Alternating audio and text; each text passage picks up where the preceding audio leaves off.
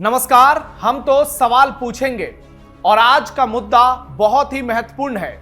मैं हूं नवेंदु और आज चर्चा करेंगे बीजेपी, आरएसएस, भारत और अमेरिका के बीच संबंधों की।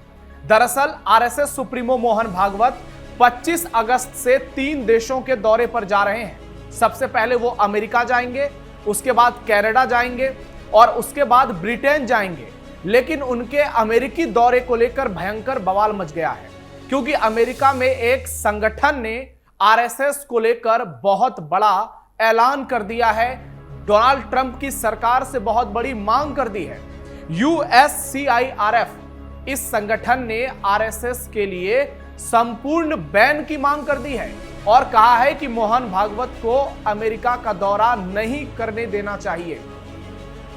United states commission on international religious freedom USCIRF, जो अपने आप को अंतर्राष्ट्रीय धार्मिक स्वतंत्र आयोग मानता है। हालांकि इसकी नियुक्ति अमेरिकी राष्ट्रपति और अमेरिकी कांग्रेस की ओर से की जाती है, लेकिन उसके बावजूद ये खुद को स्वतंत्र मानते हैं। और अब यूएससीआईआरएफ के अध्यक्ष आसिफ महमूद ने आरएसएस को लेकर मांग की बात कही है और उन्होंने कहा है कि आरएसएस पर बैन होना चाहिए। ध्यान रहे कि आसिफ महमूद एक मुसलमान है और आरएसएस और मुस्लिम के बीच के जो टकराव रहा है वो किसी से छिपा नहीं है। इसके अलावा जीन मिल्स ने भी इस बयान का समर्थन किया है, जो इस कमेटी के मेंबर हैं। उनका तो यहां तक कहना है कि आरएसएस से जुड़े लोगों का सम्मान अमेरिका में नहीं होना चाहिए।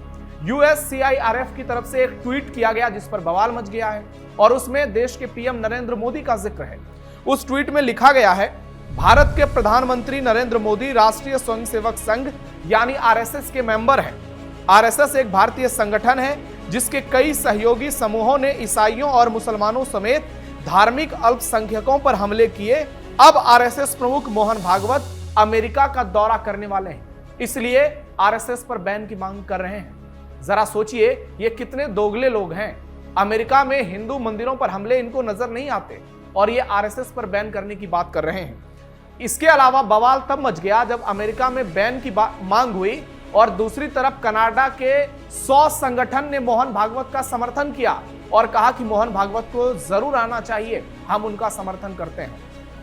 भारत के विदेश मंत्रालय ने भी तगड़ा जवाब दे दिया कि ये इन लोगों का जो ड्रामा है ये भारत बर्दाश्त नहीं करेगा। इन लोगों की पुरानी आदत रही है भारत की विकृत और चुनिंदा तस्वीरों को पेश करना और पूरी दुनिया के सामने भारत की संप्रभुता पर सवाल उठाना, और ये हमारे आंतरिक मामलों में दखल ना दें, हमारे देश के संगठनों पर सवाल ना उठाएं। अब राहुल गांधी की भी चर्चा शुरू हो गई है। सोशल मीडिया पर जॉर्ज सोरोस, न्यूयॉर्क के मेयर ममदानी का भी जिक्र हो रहा है। राहुल गांधी के विदेश दौरे का भी जिक्र हो रहा है, जहां वो आरएसएस पर सवाल उठाते हैं, हिंदुत्व पर सवाल उठाते हैं। लोग पूछ रहे हैं क्या राहुल गांधी के दौरे की वजह से इतना कुछ हो रहा है।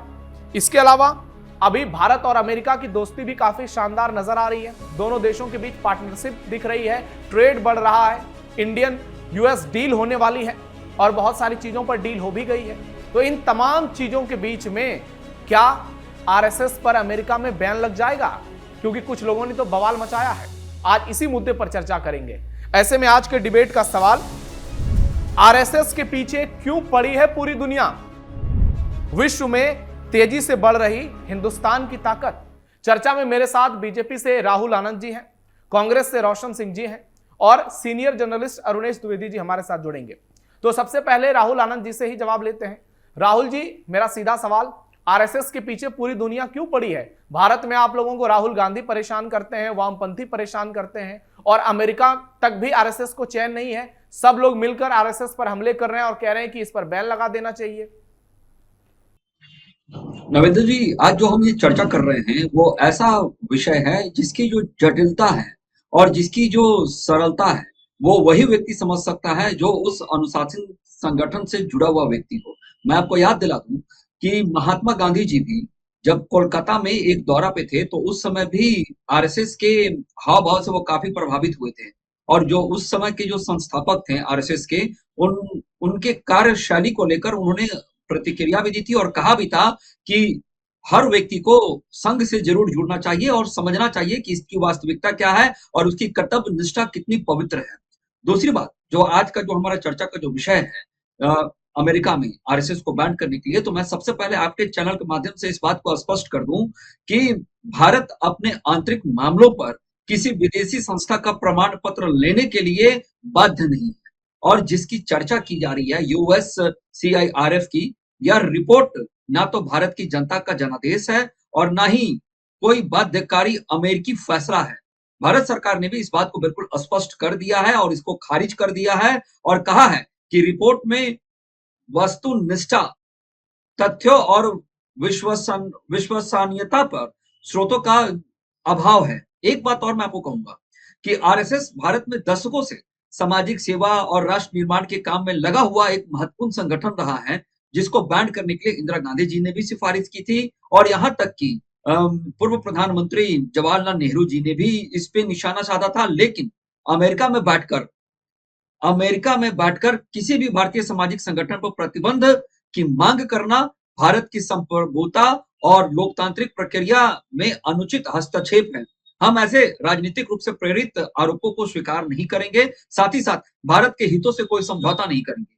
आपको एक बात और बताऊं कि अगर बंगाल की ही संदर्भ की अगर हम बात कर लेते हैं, जब टीएमसी की जब सरकार थी तो वहां पे भी जब आपदा आई थी तो सबसे पहले इसी संगठन के लोग जाकर पहली पंक्ति में कतार राहुल में खड़े जी, हुए थे। फहरिस्त तो बहुत लंबी है कि आरएसएस ने किस तरह से देश में अलग अलग मुश्किल परिस्थितियों में बहुत बड़ी भूमिका निभाई है। चाहे वो भारत चीन का युद्ध हो, जब आरएसएस के लोग बॉर्डर तक पहुंच गए थे और भारत सरकार को तब पंडित नेहरू को कहा था कि आप टेंशन मत लीजिए, आप सारी फोर्स जो है सीमा पर लगा दीजिए, हम अंदर सब कुछ देख लेंगे। लेकिन आज जो सवाल उठ रहे हैं, चाहे वो पैन इंडिया हो या फिर इंटरनेशनल मंच पर हो, क्या आपको लगता है कि राहुल गांधी जिस तरीके से विदेश यात्रा करते हैं, वहां आरएसएस का जिक्र करते हैं, हिंदुत्व को लेकर सवाल उठाते हैं, उनका टारगेट नरेंद्र मोदी होते हैं, लेकिन राहुल गांधी के विदेश दौरों की वजह से इन सब चीजों का जिक्र आज पूरी दुनिया में हो रहा है और आरएसएस जैसे विश्वसनीय संगठन पर इतने गंभीर सवाल उठ रहे हैं? देखिए, एक पॉलिटिकल माइलेज लेने के लिए एक प्रतिक्रिया दी जाती है और आपको मैं बहुत अफसोस के साथ कहता हूं कि पूरे विश्व में अगर कहीं कोई देश बहुत संप्रभुता और अखंडता और अपने लोकतंत्र हितों की अगर रक्षा करता है तो वो भारत महान देश हमारा है। आप देखेंगे, अगर पीढ़ी दर पीढ़ी उठाकर इतिहास को देखेंगे तो जो हिंदू जहां बसे थे वहां पे आज वो अल्पसंख्यक हो गए हैं। इसके ऊपर कभी कोई प्रतिक्रिया नहीं होती है, इसके ऊपर कभी कोई कटाक्ष नहीं की जाती है कांग्रेस की तरफ से।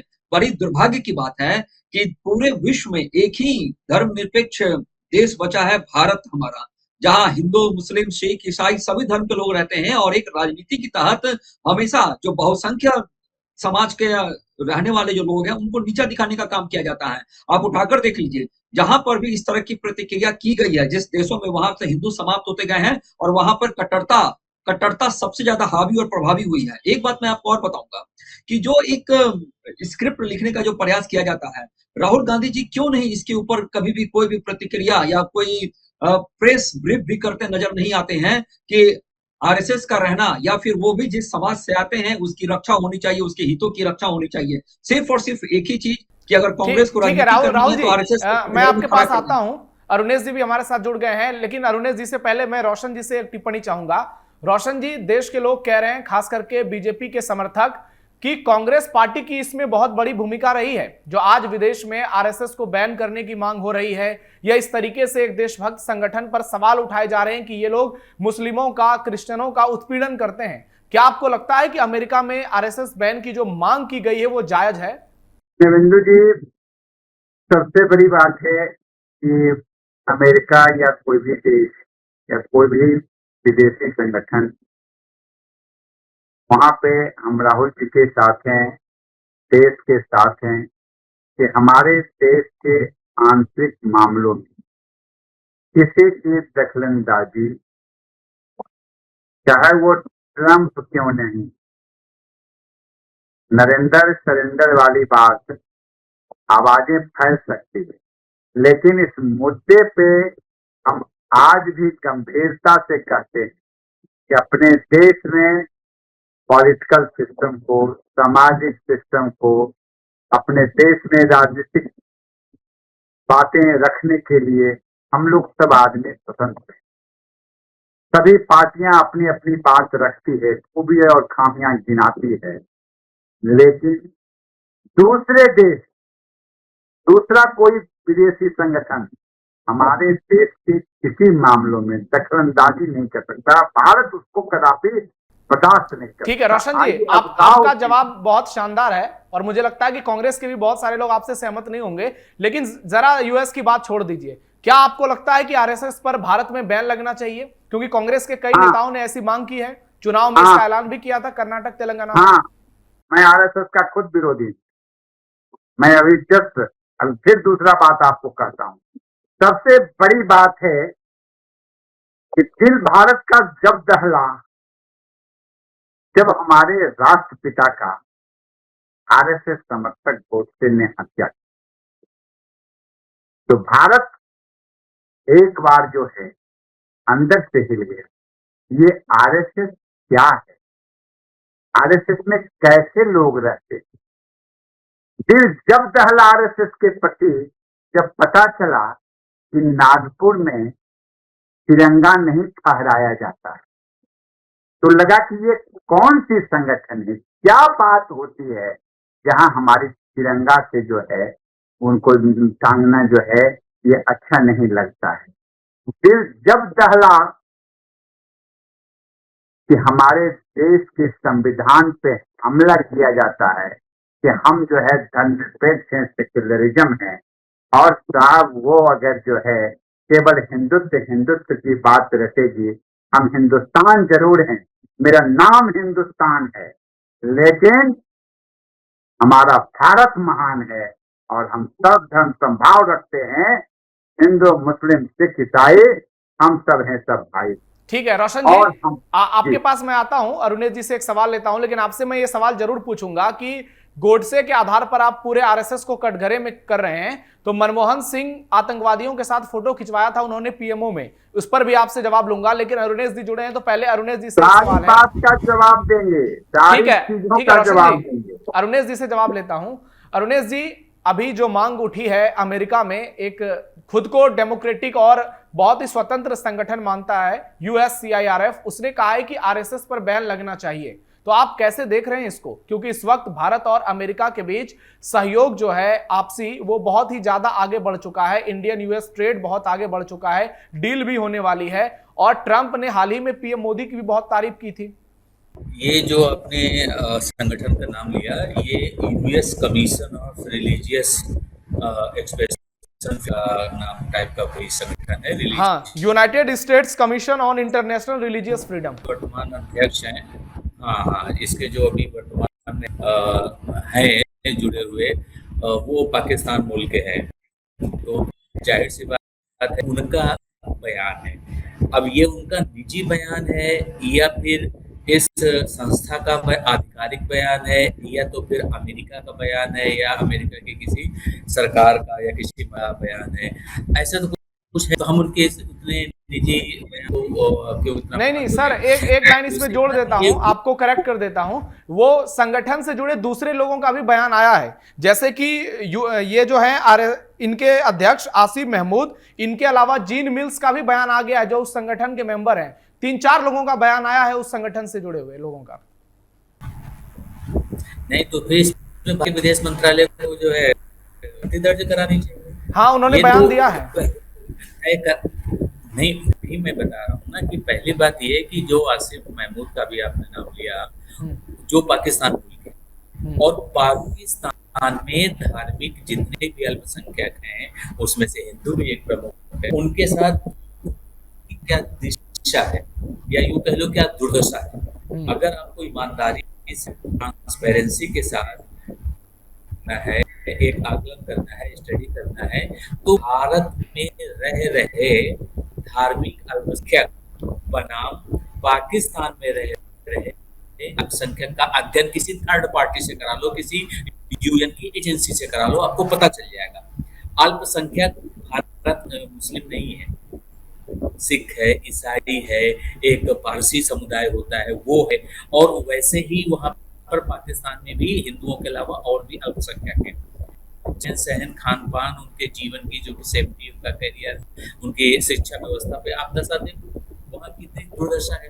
और ये क्यों भूल जाते हैं पाकिस्तान मूल के वो महमूद साहब कि भाई पाकिस्तान का गठन ही धर्म के आगे हुआ था। हमारे यहाँ हिंदुस्तान में फिर भी संविधान में लिखा है धार्मिकता का अधिकार है और हम धर्म जो है राष्ट्र है, लेकिन वो राष्ट्र तो धर्म के आधार पर था ना।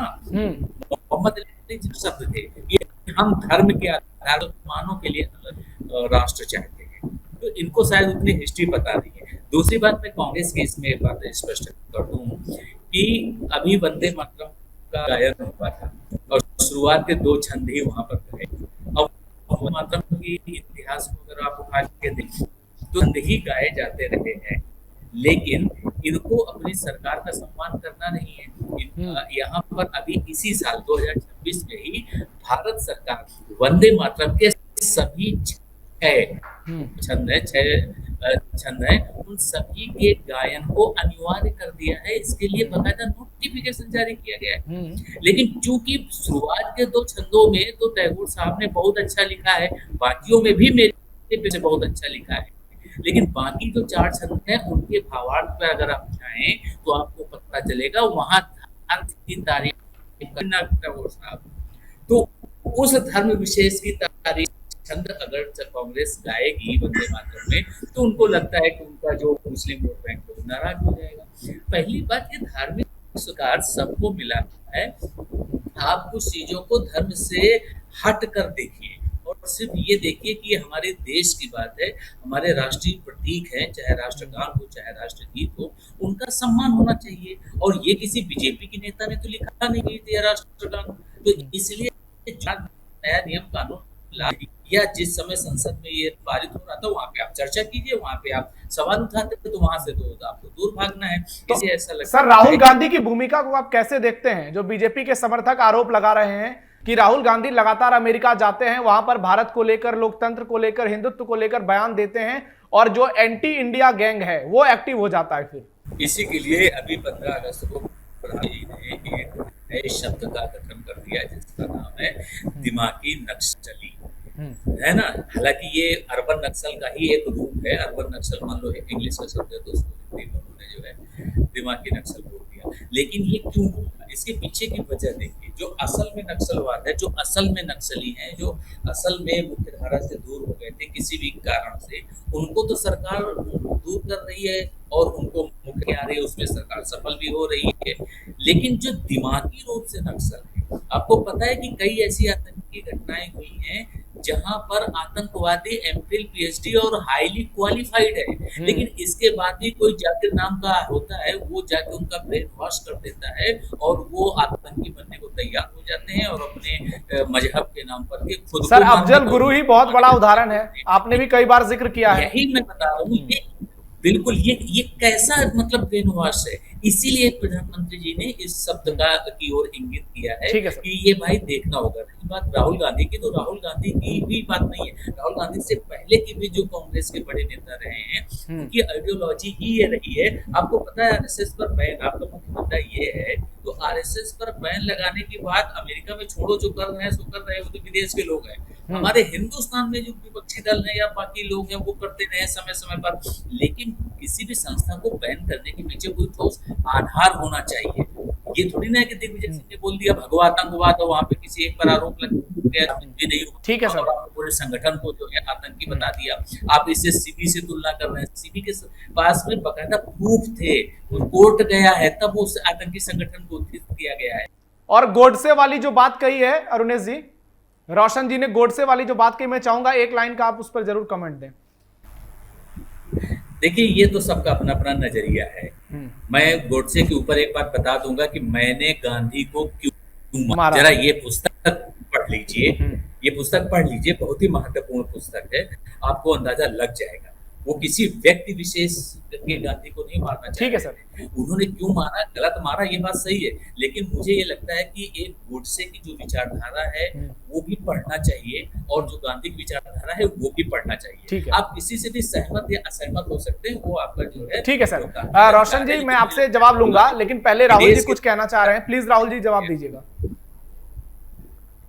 देखिए अभी जो चर्चा चल ही रही थी और खास करके जो राजनीतिक विश्लेषक हैं उन्होंने भी जिस बात को दोहराया, लगभग उसी से मिलता जुलता मैं बात कहने वाला था। और यही प्रश्न जो उन्होंने कहा, देखिए शरीर का हत्यारा गोडसे आतंकवादी था, मैं इस चीज को मानता हूं और आपके चैनल पे इस चीज को स्वीकार करता हूं कि उसको जो दंड मिला वो काफी नहीं था। दूसरी बात, इस पुस्तक को जरूर एक बार पढ़ना चाहिए। इसी पुस्तक के बारे में बोल रहे थे और मैं अक्सर इस पुस्तक को पढ़ता हूं और इसमें हर एक चीज को लिखा हुआ है और इसमें विशेष जानकारी है कि क्या असहमति थी। एक बात मैं आपसे बताना चाहूंगा, जब गोडसे ने हत्या की जब साजिश रची थी, उसके पहले गांधी जी के ऊपर हमला हो चुका था, तो उस समय की तत्कालीन सरकार ने क्यों नहीं उनकी सुरक्षा व्यवस्था का इंतजाम किया था।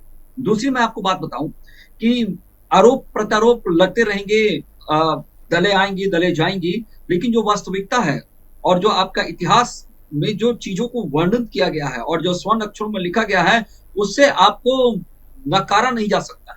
मैं पुनः आपके चैनल पर कहता हूं कि उन्होंने हत्या की, उनको फांसी मिला, लेकिन उन्होंने जो एक बयान दिया था उसको कांग्रेस की सरकार ने क्यों नहीं रिलीज किया, उसको उस पर प्रतिबंध क्यों लगा दिया? ठीक है राहुल जी, अगर ये है तो एक बार इसको पढ़िएगा, इसमें सारा चीज क्लियर हो जाएगा। हाँ, मैंने ये किताब पढ़ी है और मैं अरुणेश जी की बातों से भी काफी सहमत हूं कि गोडसे ने उसमें क्या लिखा है, बहुत सारे पॉजिटिव नेगेटिव हैं और यही लोकतंत्र की खासियत है, सबकी अपनी अपनी राय।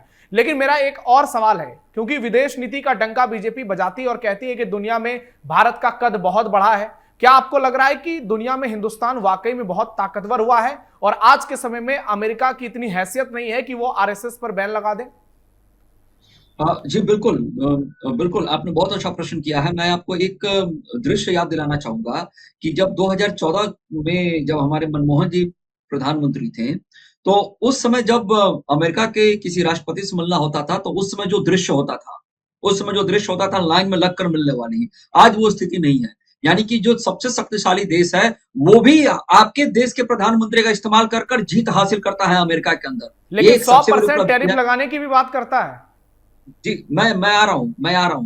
देखिए, जब हम विश्व गुरु बनने की जब बात करते हैं और जब हमारे विश्व स्तर पे हमारी जब देश की स्वीकार्यता बढ़ती है, तो निश्चित रूप से जो अप्रिय वर्ग है, जो चाहेगा कि भारत नहीं आगे बढ़े, उस भारत को दबाने के लिए निश्चित रूप से ये काम किया जाएगा। और जो टैरिफ लगाने की जो बात की जा रही है ना, वो टैरिफ इसलिए भी लगाया जा रहा है क्योंकि एक राजनीतिक जो प्रतिद्वंदी की जो भावना है ना, वो प्रतिशोध लेने के लिए वहां पर वो नजर आ रहा है। उन्होंने मना किया, अमेरिका ने मना किया कि रशिया से आपको तेल नहीं लेना है। हमने लगातार तेल खरीदा, हमने जरूरत पड़ने पे उनको मदद भी पहुंचाई। और दूसरी बात, जो विश्व स्तर पे जो भारत की जो कूटनीति है, उसके तहत भारत बिल्कुल न्यूट्रल स्थिति में रहता है और भारत चाहता है कि ना हम लड़ाई के पक्ष में नहीं है, हम सब देशों के साथ अपने हित साधने के लिए है। और हमने बस मैं समाप्त कर रहा हूं। माननीय प्रधानमंत्री जी ने एक बात कही थी कि जब आपदा और संकट का क्षण आता है, उस समय हमें एक नए रास्ते की तलाश करनी चाहिए। तो ऐसे क्षण में हम नए रास्ते भी ढूंढ रहे हैं। और अब जो भारत देश है वो सिर्फ एक बाजार नहीं रह गया है, भारत आज के समय में एक नेगोशिएटर भी हो चुका है और भारत में कंपनियां आकर अपनी स्थापना कर रही है ताकि आने वाले भविष्य में वो संतुलित व्यापार दे सके। ठीक है, ओके राहुल जी, आपने तो बहुत अच्छा जिक्र किया कि भारत अमेरिका के दबाव के बावजूद रूस से तेल खरीद रहा है, लेकिन दूसरा सच ये भी है कि जो तेल हमें सस्ते में मिल रहा था उसको हम डबल दाम पर खरीद रहे हैं और भारत के पैसे पर बहुत बड़ा इसका इंपैक्ट भी हो रहा है। हालांकि इसकी चर्चा नहीं होती है कि भारत का कितना पैसा खर्च हो रहा है अमेरिका के दबाव में। अब रोशन जी आप जवाब दीजिएगा, अरुणेश जी ने भी आपको कटघरे में खड़ा किया है, राहुल जी तो हमेशा करते हैं, आप लोग क्यों आरएसएस के पीछे पड़े हुए हैं, जबकि ये लोग तो गिना रहे हैं कि आरएसएस की बहुत बड़ी भूमिका भारत में रही है। एक व्यक्ति के आधार पर आप पूरे संगठन को कैसे जज कर सकते हैं? और उसमें भी नाथूराम गोडसे की किताब को पढ़ने की बात कर रहे थे अरुणेश जी। बिंदु जी, या तो अरुणेश सर जी की बात को आपने अंत में सुना नहीं और सुना नहीं तो अनसुना कर दिया। मैं वही अंत से चलता हूं और आपको जगह पर पहुंचा देता हूं। हमारा कहना है, इस भारत में दो विचारधारा के लोग रहते और वो दो विचारधारा जो है अरुणेश जी ने क्लियर किया है। एक विचारधारा है जो देश ही नहीं विदेश पढ़ता है, उसका नाम है गांधीयन थॉट। देश ही नहीं विदेश पढ़ता है और ये पढ़ाई होती है यूनिवर्सिटी में, बड़े बड़े यूनिवर्सिटी में। दूसरी विचारधारा की पढ़ाई कहां होती है? जो बुक्स दिखाते हैं, जो हाफ पैंट दिखाते हैं, जो डंडा दिखाते हैं, जो टोपी दिखाते हैं, और जिस विचारधारा का मैंने कहा कि उसका सही में इंदिरा जी ने कहा था कि यहाँ बैंड होना चाहिए, तो ये चीज, ये विचारधारा मानने का है। लेकिन हम रोशन जी, मान ये भी सकते सही हैं। है कि इंदिरा गांधी ने ही डाक टिकट भी जारी किया था आरएसएस के नाम पर। आपको ये बातें क्या अभी अभी जस्ट दूसरी बातें अभी बोलने जा रहे हैं, तो आप बीच में कह रहे हैं हमको, तो हम फिर उसको बता। हमारा क्या कहना है, हमारे देश में सब कुछ संविधान में एक बातें जो निहित है, हम कुछ भी मान सकते हैं। संविधान के अंतर्गत में हम कुछ भी मान सकते हैं। मानने की किसी बात भी नहीं है रोशन जी, विचारधारा आप को बात हम समझ मान नहीं रहे सकते हैं। हैं। मैं मानने की बात कर ही नहीं रहा हूं, मैं कह रहा हूं कि सही कौन है ये कैसे तय होगा। नहीं, सही हमको गांधीयन थॉट पे चलना है। हम तो बार बार कह रहे हैं, अगर गांधीयन थॉट से इतर कोई बात होती है, हमारा कांग्रेसी होना, हम जब एनएसयूआई ज्वाइन किए थे, जब मैं छात्र संगठन ज्वाइन किया था, तो मैं इसलिए ज्वाइन किया था कि मुझे गांधीयन थॉट से चलना था। और मैं आज के डेट में, हमारे बहुत से साथी राजेंद्र नगर में शाखा लगती थी, जाते थे, हमारे मित्र थे, फिर निकलते तो बातचीत होती थी, बैठते थे, उनकी बातें भी होती थी, अच्छी बातें हैं वहां, बहुत सी चीज अच्छी भी होती है जिससे मैं भी सहमत हूं। ऐसा नहीं कि उसके सारे चीजों से मैं असहमत हूं, बहुत सी चीजें हैं जो आरएसएस का मैंने भी लिया है जीवन यानी में। पूरे संगठन को आप आतंकी नहीं मानते हैं, यही ना?